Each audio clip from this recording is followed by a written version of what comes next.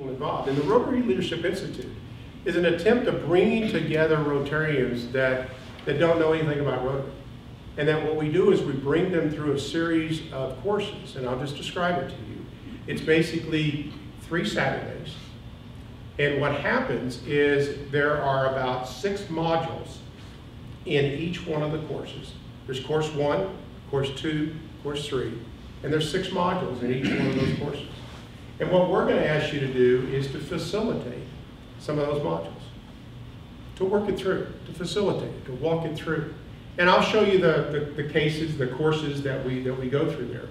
But it talks about leadership, it talks about service projects, it talks about working with Rotary outside the club. It talks about foundation. What is our foundation? What is matching grant?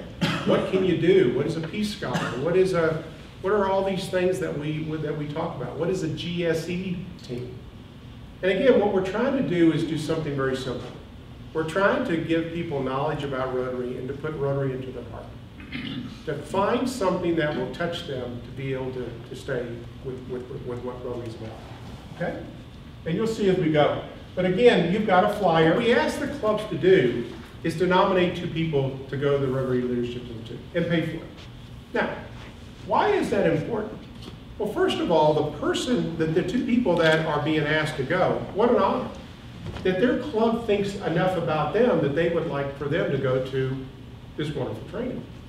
The second thing that happens is that they come back to the club, and guess what? You've got a motivated, experienced, knowledgeable Rotarian now in your club. And then they go back and they become the cheerleader because they will come so fired up. We have a district that I put this program into just about a year ago, District 5440, which is just south of you. A young lady named Julie Ferris runs it. And she really didn't know what this program is all about. I gave her the flyer and all that kind of stuff. She took on the responsibility of putting this program together. They, in the first 9 months, they have graduated. So these participants have gone through course 1, 2, and 3. They've graduated 75 Rotarians. You know, the district is there to support the clubs. That's what they're there for, to provide resources, to motivate, to do all the things. But this is a great example of where the district says, look, I believe in this training, and I believe in it so much that the district's going to be able to pay to have somebody go to the course. And again, it gets that momentum going. So thanks for sharing that. Yeah. Okay, any other comments? Okay, the other thing is, why do we have a Rotary Leadership Institute? Now, some of you know that I'm a CPA, and some of you know that I really...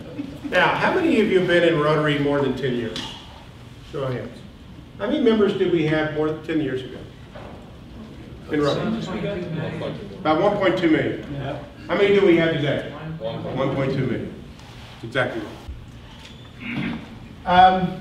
This is what has happened is what's really interesting is that if you think about Rotary membership, 50% of all the people that join Rotary leave Rotary in the first 3 years. And look, I love Rotary with all my heart, but I don't think we're doing something right. And I think where we're missing it is we're not doing front-end time. And this is something that's kind of interesting. If you look at it, 41% of all people in Rotary have been in Rotary less than 5 years. Let me ask you another question. Why do members in your club leave Rotary? Now, they leave because of job changes, they leave because of economic reasons, but why do they really leave? What am I getting out of it, and what am I giving out? Why am I wasting my time? This is a huge commitment of time and money. Why am I doing it? I agree with you. You know, Rotary has got to add value to you, or you're not going to do that. We have way too much things to do it. Because then they're Rotarians. Exactly. I mean, ask the lady next to you if she'd ever leave Rotary. No way. Well, they're trying to get rid of me. They kicked Terry Gilbert out of my club, and I know I'm next. There's actually a petition. There is. But you have Rotary in your heart. You've got it. You get it. You understand the spirit. Rick, come in. People want to feel needed. Yeah. And if we don't make assignments, if we don't teach them, if we don't ask them to, we got a project, can you help us? That's what people want, is that feeling of somebody needs me, I'm important. Yeah. If we don't give them that, the lunches aren't worth it. So again, I don't think that, one of the things that I like to say is because they don't know what they don't know about this organization that they join. Think about that. They don't know what they don't know. And I think we have lost what I think our president, Ray Kleensmith, had said. We have lost the spirit of Rotary. Lost it.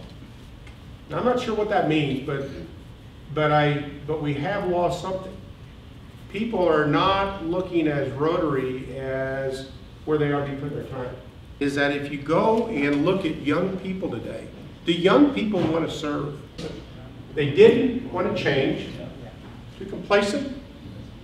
They also were building the model that they thought was good for the public. What did Toyota do? Now forget the brake situation.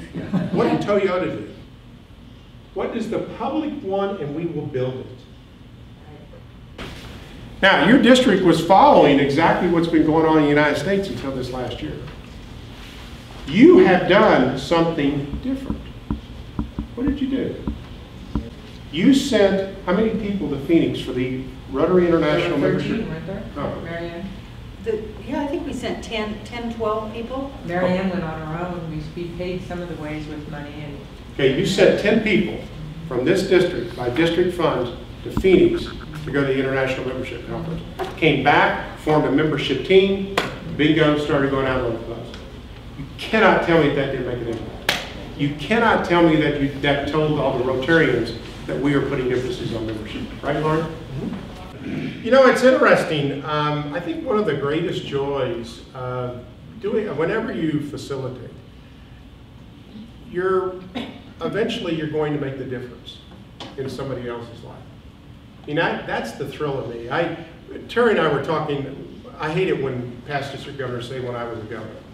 But when I was a governor, you know, you've gone through the year and you put a lot of time into it and effort, and you kind of say, hey, what was this all about? I mean, why did I do this for 3 years? And I told this story to Terry on the way because I always like to tell this to sitting governors because they're asking that, why am I doing this? You know, and it was really kind of interesting. There was an 80-year-old lady that was waiting in the lobby of the facility that we had our district conference in. And she came up to me and she says, young man, come here. And when somebody 80 years old comes up and says that, you approach them. And so I said, yes, ma'am. And she says, I want to let you know that I am a fairly new Rotarian. And my club has never supported any district conference. And she said, quite frankly, I wasn't going to come until you came to our club one day and you gave a little presentation on the district conference. And you were so excited about the people that were going to be there and the experience and all the things that were going on. She said, I thought I would come to it. And she said, I want to let you know this is one of the best things I've ever done in my life. And some of the speakers that I heard have touched my life, that I now know what I want to do with the rest of my life. And I looked at my wife and I said, wow, that's why we do what we do.